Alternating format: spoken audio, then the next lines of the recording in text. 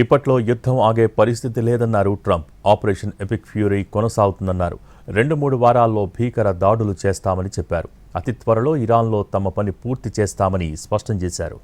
ఉగ్రవాద ఇరాన్పై తాము యుద్ధాన్ని ప్రకటించామన్నారు అమెరికా అధ్యక్షుడు ట్రంప్. ఇరాన్ నేతలను అంతం చేశామన్నారు. ఇరాన్ ఆయుధాలను ధ్వంసం చేశామని, ఆయుధ కర్మాగారాలను తుక్కు చేశామని చెప్పారు. వెనజులాలో కూడా ఆపరేషన్ను విజయవంతంగా పూర్తి చేశామని గుర్తు చేశారు. యుద్ధం వల్ల తాము అనుకున్న లక్ష్యాలు నెరవేరాయని అన్నారు ట్రంప్.